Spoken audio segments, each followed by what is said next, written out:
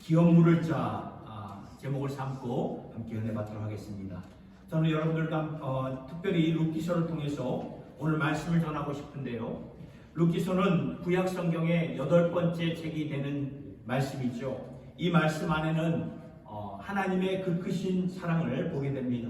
하나님의 그 크신 사랑, 하나님의 크신 사랑이 우리에게 주어지는 사랑이라는 것을 생각하면 생각할수록 놀랍지요. 그래서 룻기서를 보면 이렇게 어떻게 룻기서가 1장부터 4장까지 시작되는데 룻기 1장을 보면 어떻게 시작이 되는가 보니까 한 사람, 한 이스라엘 사람이 나옵니다. 그의 이름은 엘리멜렉이었습니다. 엘리멜렉. 그는 베들레헴에서 사는 자였죠. 근데 그 시대는 사사기 시대였습니다. 몇 세대 전에 하나님께서 이스라엘 백성들을 광야를 거쳐서 이제 약속의 땅, 젖과 꿀이 흐르는 가나안 땅으로 인도를 하셨는데 그때 베들레헴에서 살고 있는 그 엘리멜렉, 그에게는 아내가 있었습니다. 누구지요? 나오미였습니다. 나오미. 그리고 두 아들이 있었습니다. 말론과 기론이었습니다. 그런데 그때 이스라엘 땅에 어떠한 상황이 임했냐면 큰 가뭄이, 그 가뭄이 임했어요. 그러니까 비가 오지 않는 그냥 가뭄이 임했던 그런 시기였어요. 그래서 엘리멜렉은 가장으로서, 남편으로서 극심한 가뭄 가운데 살아보려고 어려운 결정을 하고 말죠. 그 결정은 살고 있던 그 베들레헴 지역을 떠나서 요단강을 건너 다시 모압 땅으로, 이방인들이 거하는 그 모압 땅으로 가기로 결정을 했던 것입니다. 이 결정은 믿음으로 결정하지 못한 모습을 보게 됩니다. 아무리 힘들고 어려울지라도 믿음은 인내하는 믿음이고 소망으로 인내해야 되는데 엘리멜렉은 소망으로 인내하지 못하고 바로 몇 세대 전에 하나님께서는 그 백성들에게 약속의 땅이다, 그 땅을 가지라, 누리라, 차지하라, 그런 주신 땅을 버리고 다시 요단강을 건너서 모압 땅으로 갔다는 이것은 분명 믿음으로 말미암아 나온 결정이 아니었다는 것이죠. 그러다 보니 모압 땅으로 건너간 그의 인생이 어떻게 되었던가요? 잘 되었던가요? 아니지요. 모압 땅에 가서 이 엘리멜렉은 무슨 이유인지 성경은 그에 대해서 자세하게 말씀을 하지 않지만 얼마 안 되어 그는 세상을 떠나게 되고 맙니다. 그리고 그 두 아들도 병이었는지 사고였는지 성경에서 구체적으로 말씀을 안 하고 있기 때문에 모르지만 두 아들도 그 아버지를 따라 같이 죽게 돼요. 그래서 그 가정에는 세 여인만 남게 되지요. 나오미가 있고 두 아들의 모압 땅에서 이제 결혼을 했던 그 두 아들의 아내, 두 며느리 오르바와 룻만 남게 됩니다. 참 막막한 삶이 시작이 되는 거죠. 지금까지도 힘들었지만 이제는 진짜 막막한 삶이 펼쳐지는 것이죠. 오늘날에는 여성들이 이러한 상황이 되었어도 이러한 그 스스로 일어나서 충분히 홀로 살 수 있지만 그때에는, 그 당시에는 여성들이 그럴 만한 기회가 전혀 없었던 그러한 사회적인 구조였던 것입니다.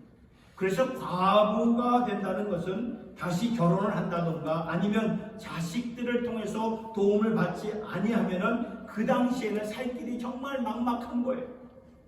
지금 나오미의 경우가 그러한 경우였어요. 그래서 고민 끝에 얼마나 고민이 많았겠습니까? 걱정이 많았겠고. 그래서 두 며느리를 다시 친정으로 보내려고 합니다. 이제 너희들은 아비 집으로 돌아가라. 그런데 두 며느리 중에 둘째 며느리였던 룻이 끝까지 어머니 나오미와 어머니와 같이 남겠다고 말을 합니다. 그게 룻기서 1장 16절의 말씀인데 이 말씀을 보니까 어머니가 가는 곳에 내가 가고 어머니가 믿는 하나님을 내가 믿겠습니다. 이것은요, 신앙 고백이 담겨있는 룻의 확고한 결단을 보게 됩니다. 그 어려움 가운데서도 하나님을 붙잡고 있는 어머니를 보면서 나도 그 하나님을 믿겠다. 여기 모압 땅에 남아봤자 우상들만 섬기게 되는데 하나님을 믿는 어머니와 함께 이스라엘 땅으로 다시 가리라. 굉장한 결단이 아닐 수가 없다는 것입니다. 그러면서 두 여인이 다시 베들레헴으로 이제 돌아오게 되는데 그러면서 룻기 1장이 끝나는 무렵에 그 베들레헴에 있는 여인들이 저기서 나오미가 오는 것을 보고 깜짝 놀래죠.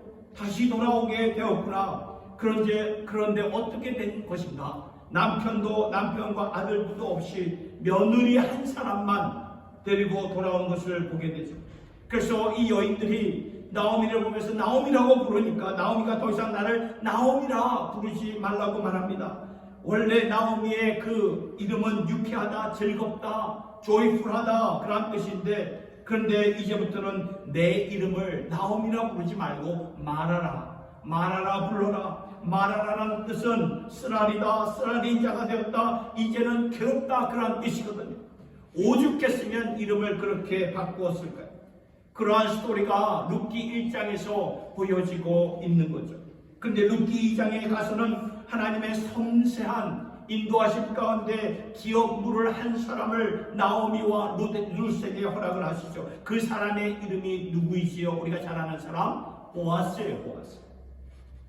여러분, 보아스는 기업을 물을 자, 우리에게 굉장히 낯선 단어입니다. 그런데 하나님께서는 이스라엘 백성들에게 굉장히 독특한 사회적인 구조를 주셨는데, 히브리 단어로 보면은 고엘이에요. 고엘 제도를 주신 거예요. 고엘이라는 것이 히브리 말인데 이것을 번역하면 기업을 대신 물을 자라는 뜻입니다. 그러니까 궁핍에 처한 가정을 구속할 수 있는, 기업을 대신 물을 자라는 거죠. 고엘이라는 단어는 구속자, 이런 궁핍에 있는 가정을 이렇게 구속할 수 있는 그러한 뜻인데, 구약성경 레위기, 민수기, 신명기의 말씀을 보면 하나님께서 고엘 제도를 이스라엘 백성들에게 어떤 경우에 적용이 되었는가 하면은, 그 친척 가운데 굉장히 궁핍에 빠져 있어가지고 조상 때부터 물려받은 땅을 팔게 되었을 때, 그 기업, 땅을 팔게 되었을 때, 그 땅을 팔게 된다는 것은 그 당시에는 땅이 그 삶의 전부 기업이었거든요. 그래서 땅을 잃게 되면 후손들에게, 자녀들에게 남겨줄 기업이 전혀 없던 거예요. 땅이 모든 것이 되었기 때문에. 그래서 하나님께서는 이스라엘 백성들을 약속의 땅으로 인도하신 다음에 12지파들에게 뭐를 남겨주셨습니까? 땅을 남겨주지 않으셨습니까? 이것이 너희의 기업이 되리라. 다만 그 12지파 가운데 레위 지파에게는 내가 너의 기업이야. 레위라는 것은 오늘날로 말하면 사역자, 하나님의 종을 섬기는 자를 말하는데, 내가 너의 기업이다, 내가 너의 영원한 기업이다 하면서 하나님이 기업이 되셨지만, 그러나 다른 12지파에게는 땅을 기업으로 받게 하셨다는 것입니다. 그래서 땅을 잃게 되면 모든 것을 잃게 된다는 거죠. 고엘 제도라는 것이 너무나 가난해서, 너무나 궁핍해가지고 마지막으로 가지고 있던 그 땅을 팔게 될 때 친척 중에 한 사람이 그 땅을 다시 사가지고 언젠가 그 땅을 그 가문에게 돌려줄 사람이 기업을 물을 자라는 것이에요. 그리고 또 언제 기업 물을 자가 필요했냐 하면은 후손들이 없어가지고 그 가문이 끝났을 때, 그러니까 자녀가 없어서 그 가문이 끝났을 때, 그러면 가문을 이어가기 위해서는 친척 중에 누군가 그 가정에 들어와서 결혼하여 아이를 낳고 그 가문의 호족에다가 집어넣는 제도가 되는 거예요. 이것이 우리의 생각에는 그러면 누가 그렇게 할 것인가? 자기 가정도 있을 텐데, 물론 이것을 우리가 어떻게 이해할 수 있는가 하면은 구약의 시대는 일부 다처제였습니다. 일부 다처제. 하나님이 원래부터 주신 결혼의 디자인은 일부 다처제가 아니었어요. 분명히 창세기 1장과 2장을 보면 한 남자와 여자를 결합하여 가정을 이루게 되는 것이 하나님 창조주의 디자인이에요. 그래서 일부 다처제가 창조주의 그런 디자인은 아닌데, 그 당시 사회의 완고함을 하나님께서 어느 정도 허락을 하셨던 거예요. 분명히 이것은 하나님의 원래 뜻은 아니었지만 허락을 하신 거예요.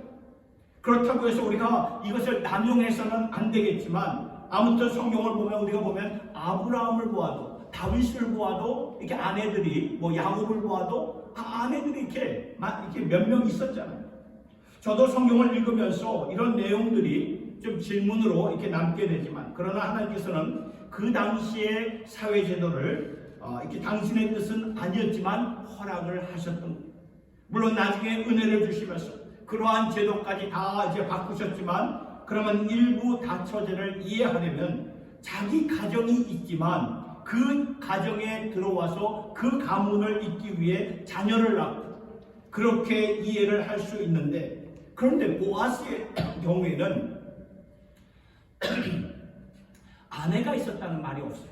이 보아스의 경우에는 아내가 있었다, 그런 말이 없어요. 그러면 보아스의 그러면 보아스의 경우에는 무엇인가? 이것은 성경에 나와 있지 않기 때문에 어디까지나 저의 추측인데, 보아스가 나이가 많았다고 암시를 해줍니다. 룻은 젊은 여인이었어요. 보아스는 나이가 많은 자였다고 하니까 제 생각에는 이 보아스의 아내가 일찍 세상을 뜬 것 같아요. 사별이지. 사별한 사람으로서 아내는 세상을 떠났지만 자신의 가문과 자녀들은 있는 거예요.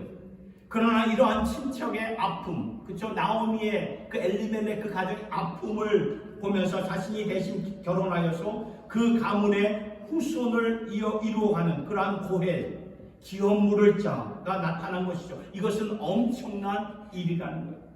그래서 루키 3장을 보면 나오미가 남편 엘리멜렉이 갖고 있었던 그 땅을 팔려고 하죠. 생계를 먹고 사는 게 급하니까 그 땅을 팔기 위해서 팔아야 되는데, 이것을 아무에게나 팔면 그 땅을 영원히 되찾을 수가 없는 거예요. 잃게 되는 거예요. 그러니까 기업 물을 자가 나타나서 그 땅을 사줬다가 나중에 그 땅을 다시 줄 수 있어야 되는데, 누가 나타날 것인가? 나타나서 그 땅을 다시 줘야 돼요. 원래는 나오미에게 가장 가까운 친척이 있었어요. 그래서 룻기서 4장 6절의 말씀을 보니까 이렇게 나와 있어요. 있었는데 그 친척이 나타났지만 모압 여인 그 룻까지 내가 책임질 수가 없을 것 같아가지고 자기는 그 정도는 못한다. 내가 그 가문을 잊지를 못할 것이다 하면서 발을 뺍니다. 이 말씀. 그때 보아스가 그 땅을 사서 그대로 그 가문에, 엘리멜렉이라는 가문에 다시 돌려주죠. 그리고 그 가문 안으로 들어와 결혼하여 낳게 되는 자식이 자신의 호족에, 보아스의 호족에 들어가는 게 아니라 엘리멜렉의 호족에 남기는 자식들로 이렇게 자신을 완전히 비우고 자신에게는 어떠한 유익조차도 하나도 돌아오지 않는 이러한 기업 물을 자가 나타났다는, 이것은 하늘이 보내주신 사람이라는 거죠. 이런 사람이 어떻게 나타날 수 있겠습니까? 이것이 룻기의 내용인데요. 그런데 우리가 성경 전체를 좀 예리한 눈으로 살펴본다면 이 보아스라는 사람은 누구를 예표하는가? 오실 예수 그리스도를 예표하는 자였어요. 그래서 미리 보여주는 사람이었던 거예요. 여러분, 룻기 전체의 말씀이 지금 예수 그리스도와 어떻게 연결이 되고 있습니까? 지금 보면은 베들레헴이라는 지역에서 일들이 일어나고 있지 않습니까? 나중에 장차 예수님이 어디에서 태어나시죠? 베들레헴에서 태어나십니다. 그리고 보아스가 나타나서 룻과 함께 얻게 되는 아들이 오늘 말씀을 보니까 오벳이지요. 이 오벳의 족보가 룻기의 말씀, 4장 말씀의 끝에서 끝날 때 그 족보가 어디로 이어지는가 보니까 다윗으로 이어지게 되죠. 그러나 성경 전체를 보는 눈이 있다면 다윗의 후손 예수 그리스도와 연결이 됩니다. 그러니까 놀라운 것은 룻과 보아스의 스토리를 통해서 예수 그리스도를 계속 우리에게 보여주시는 거예요. 하나님이 준비하신 예수 그리스도, 장차 모든 사람들에게 기업 물을 자로 오셔서 언젠가 이 땅에 우리의 기업, 우리는 다 잃었잖아요. 우리의 기업이 어디 있습니까? 다 잃었어요. 자신의 허물과 죄로 이미 죽은 자, 영원히 죽은 자, 하나님의 기업이 전혀 없는 자들인 우리들에게 오셔서 자신의 모든 것을 다 비우시고 하늘 보자 버리시고 이 땅에 오셔서 십자가에 달려 죽으시며 피 한 방울 물 한 방울 다 쏟아주신 예수 그리스도와 연결시켜 주신 그러한 룻기의 말씀을 보면서 이 보아스라는 자가 앞으로 오실 예수 그리스도가 어떠한 분이신가를 우리에게 미리 보여주시는 것이구나. 기업 물을 자, 룻기에서 너무나 명확하게 우리에게 보여주시면서 우리로 하여금 하늘의 기업 물을 자를 기다려, 그분이 곧 오신다. 그분이 오면 우리를 위하여 모든 것을 다 쏟아 부으실 것이다. 그분이 예수 그리스도가 되신다는 것입니다. 이것이 룻기의 스토리입니다. 그래서 룻기의 스토리를 보면 우리가 하나님의 사랑이 보여지는데 그 사랑을 긴 안목으로 우리가 볼 수 있어야 되고 신뢰할 수 있어야 된다는 것입니다. 당장 어렵고 힘들다고 하나님이 나를 포기하신 것입니다. 하나님이 나를 놓고 계신 것입니다. 우리는 연약해서 그러한 질문들 우리가 이렇게 갖게 되잖아요. 하게 되잖아요. 그러나 하나님은 룻기서를 통해서 보여주는 메시지는 너무나 힘들고 앞이 막막하고, 물론 이것은 엘리멜렉의 잘못된 선택에서 온 것이지만 잘못된 선택, 죄악된 선택을 포함해서 하나님께서는 우리의 실수, 우리의 잘못까지도 포함하셔서 선택한 자, 구원하신 자이기 때문에 결단코 버리지 않고 우리를 당신의 그 사랑 안으로 가운데로 인도하신다는 그 말씀. 나오미의 삶을 보시기 바랍니다. 너무나 힘들고 절망스럽고 어쩌면 죽고 싶은 나날들을, 고통스러운 나날들을 걸어야 되겠지만, 그러나 성경은 사망의 음침한 골짜기를 다닐지라도, 그렇죠? 시편 23편의 말씀이죠. 주께서 결국 주의 선하심과 인자하심으로 우리를 인도해 주시지 않습니까? 지금은 원수들이 나를 이렇게 누르고 있을지라도 그 원수들의 목전 앞에서 빅토리 테이블, 승리의 상을 베풀어 주시는 하나님이 되시는 줄 믿으시길 바랍니다. 그러니까 하나님의 사랑은 우리가 긴 안목을 가지고 신뢰를 하면서 살아가야 되죠. 그런데 우리는 짧은 안목으로 볼 때가 너무나 많지 않습니까? 짧은 안목으로 보니까 지금 이러니까, 지금 다 알 수 없으니까 그런 마음이 맴돌잖아요. 그러나 여러분, 성경을 보니까 하나님께서는 은혜를 주셔서 우리의 인생이 70이요 강건하면 80이고 뭐 그런 성경의 말씀이 있지만 요즘은 어떻습니까? 뭐 90, 100세까지 사는 세대가 되었잖아요. 그러니까 인생을 뭐 짧게 한두 달로 보지 마시고 1, 2년으로 보지 말고 전체를 좀 보시기 바랍니다. 거기에 하나님의 사랑, 하나님의 은혜가 분명히 있다는 것입니다. 그리고 하나님의 역사를 예수 그리스도까지 보내주신 전체의 역사로 우리가 긴 안목으로 본다면 기업 물을 자를 통해 하나님의 사랑이 얼마나 귀하게 보여집니까? 당신의 독생자를 아끼지 않고 우리에게 보내주셔서 누구든지 그를 믿는 자마다 멸망치 않고 영생을 얻게 하시는 하나님의 그 크신 사랑이 이 땅에 분명히 보여지고 있다는 것입니다. 이것이 룻기의 말씀입니다. 긴 안목으로 하나님을 신뢰하라. 긴 안목으로 하나님을 의지하라. 여러분, 나오미의 인생을 인도하신 하나님을 볼 수 있어야 돼요. 그렇다면 오늘 우리의 인생을 지금까지 어떻게 인도하셨습니까? 우리 하나님이 지금까지 나의 인생을 어떻게 인도하셨는지 우리가 이것을 좀 바라볼 수 있어야 된다는 거예요. 저는 여러분 고려인들 들어보셨죠? 볼 때마다 가슴이 좀 짠해요. 신학교 다닐 때 기숙사에서 카자흐스탄의 선교사님을 뵙고, 그때 고려인들의 그 전까지 고려인들에서 뭐 생각도 하지도 않았고 그랬는데 거기에 들어가서 그 선교사님을 뵙고 이런 그 고려인들에 대해서 많은 것을 듣게 되었습니다. 그들의 삶에 대해서. 이 고려인들에게는 아픔의 노래, 한이 맺힌 노래가 가슴 안에 이렇게 응어러져 있다는 것입니다. 이 노래는 자신들의 할아버지 할머니한테 배웠다고 하는데 1930년도에 그때 우리나라가 일제 강점기 시대가 아니었어요. 얼마나 힘든 시대였습니다. 그래서 너무나 힘들어서 살려고 연해주로 건너가서 농사 짓고 살다가 언젠가 삶이 좀 나아지면 다시 조국으로 돌아오려고 했는데, 그 당시 독재자였던 스탈린이 1937년도에 그들을 강제로 기차에 태워가지고 중앙아시아로 이동을 시키잖아요. 거기에다가 뚝 떨어뜨려 놓고 거기서 죽으라고 이렇게 떨어뜨려 놓았을 때 고려인들의 마음에는요, 막막한 인생의 아픔보다도 이제는 내 조국으로 돌아갈 수가 없겠구나, 영원히 돌아갈 수가 없겠구나, 조국을 그리면서 할머니 할아버지로부터 배운 노래, 한이 맺혀진 그런 노래가 저들 가슴 한켠에 심겨져 있다고 합니다. 그러다가 조상의 나라 한국에 대해서 전혀 모르고 살다가 1988년도 그 올림픽 때 처음으로 TV에서 대한민국을 보았다고 합니다. 그때 거의 모든 고려인들이 그 TV를 보면서 울지 않았던 자가 없었다고 해요. 우리 조상들의 나라가 이러한 나라였구나. 이렇게 잘 사는 나라가 되고 말았구나. 다들 울면서 그때 한국을 알게 되었던 고려인. 그리고 수년 전부터는 고려인들이 이제 한국에 와서 살게 되었는데 많은 경우가 이렇게 일일 노동자로 이렇게 살아가죠. 더 나은 인생을 펼쳐보려고 왔지만 힘들고 고된 삶의 연속입니다. 그렇게 고되고 힘든 삶 가운데 내가 의지할 분은 하나님밖에 없고 하나님을 의지하면서 예수를 믿게 되고 그러면서 세상의 모든 것을 잃게 되었지만 예수를 얻어서 모든 것을 얻게 되었다 하면서 간증하며 세례받는 그 고려인들의 소식을 좀 듣게 되었는데 오늘 우리도 이와 같이 은혜 받고 우리도 이 세상의 모든 것을 얻었을지라도 예수가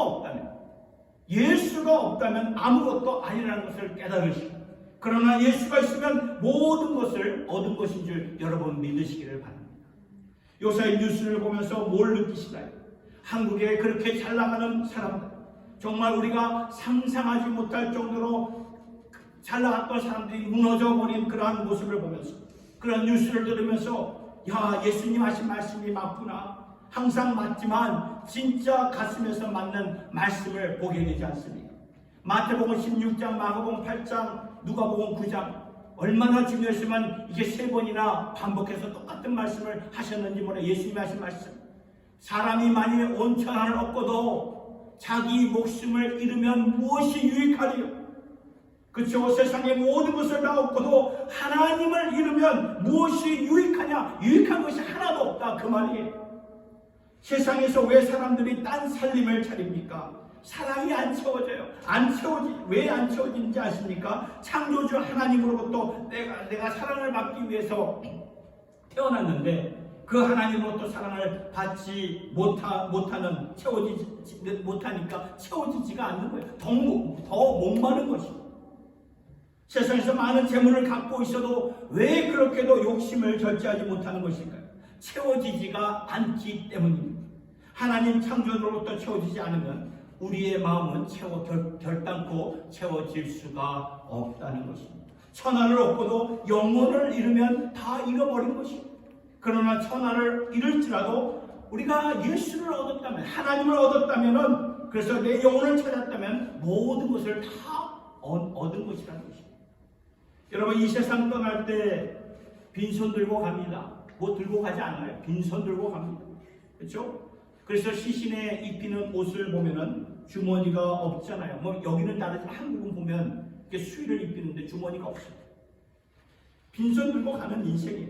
남는 것은 창조주 하나님 한 분밖에 없어요. 하나님이 말씀하시죠. 요한복음 1장 12절의 말씀. 영접하는 자 곧 그 이름을 믿는 자들에게는 뭐가 된다고요? 하나님의 자녀가 되는 권세를 주셨다. 그러니까 여러분 우리가 다 예수를 확실하게 믿으시고 하나님의 자녀가 되시기를 예수님의 이름으로 축원합니다. 그리고 내가 구원받은 이 놀라운 사실, 구원받았잖아요. 이거 내 작품 아니라는 거예요. 하나님의 작품입니다. 하나님이 하신 거예요. 하나님께서 여러분들을 인도하셨고 여러분들의 그 닫힌 마음을 열어주셨기 때문에 누군가가 보아스와 같은 사람을 보내주셔서 나에게 거룩한 발걸음, 거룩한 재촉을 할 수 있도록 하셔서 교회 가게 하시고 하나님 믿게 하시고 그리고 믿음은 들음에서 난다고 했는데 언젠가 복음을 들을 수 있도록 복음이 있는 자리로 인도하셨고 여러분 생각해보세요. 이미 우리의 마음은 허물과 죄로 죽었는데 하나님께서 우리의 마음을 완고한 마음을 열어주셨기 때문에 믿는 마음이 생긴 거예요. 내가 믿고 싶어서 믿는 게 아니라는 거예요. 성경을 보니까 아무리 내가 믿고 싶어도 믿어지지 않는 거 우리 다 경험해보지 않았습니까? 믿음이라는 것은 뭐예요? 하나님의 선물이에요. 선물. 그러니까 하나님께서 예수님을 믿을 수 있도록 내 마음을 열어주셨다는 거예요. 이것이 하나님의 은혜, 하나님의 그 사랑이라는 거예요. 에베소서 2장 8절과 9절의 말씀 보세요. 너희는 그 은혜를 인하여 믿음으로 말미암아 구원을 받았으니 이것은 너희에게서 난 것이 아니요 하나님의 선물이다. 행위에서 난 것이 아니니 이는 누구든지 자랑하지 못하게 합니다. 그래서 여러분 내가 예수를 믿었다는 이 놀라운 사실 오늘 감사하시고 감격하실 수 있기를 바랍니다. 그리고 내 인생을 이렇게 축복해 주시고 그 크신 사랑으로 인도해 주신 하나님, 내가 그 주님을 믿고 하나님의 택한 자녀가 되었다면 우리 하나님 우리를 절대로 놓지 않으신다는 것입니다. 그러니 영적인 긴 안목을 가지시고 오늘도 내일도 하나님의 사랑을 의지하며 신뢰하며 살아갈 수 있는 주님의 권속들 모두가 되시기를 예수님의 이름으로 축원합니다. 기도하겠습니다. 하나님 아버지, 저희들 아무런 보장이 없어도 하나님을 선택하는 굳은 믿음 주시옵소서. 그래야 일평생 하나님의 그 크신 사랑 가운데 살아가기를 원합니다. 심령이 가난할 때에 주님의 길이 열리오니 여기에 모인 주님의 권속들 주 없이 살 수 없습니다. 이 귀하고 보배로운 마음을 품고 보아스와 같이 기업을 물을 자 되도록 인도하여 주시고 오늘도 내 영의 깊은 간구 마음의 소원 아시는 주님, 내 마음 위로하여 주시고 평온케 하여 주시옵소서. 엘리멜렉처럼 어려움 앞에서 당황하고 빨리 문제를 해결하려고 내 생각 내 뜻대로 나아가지 말게 하여 주시고 하나님의 약속이 있습니다. 그 약속을 붙잡고 궁극적으로 선한 길로 이끄시는 그 하나님 온전히 붙드는 저희들 모두가 되게 하여 주시옵소서. 예수님의 이름으로 기도드리옵나이다.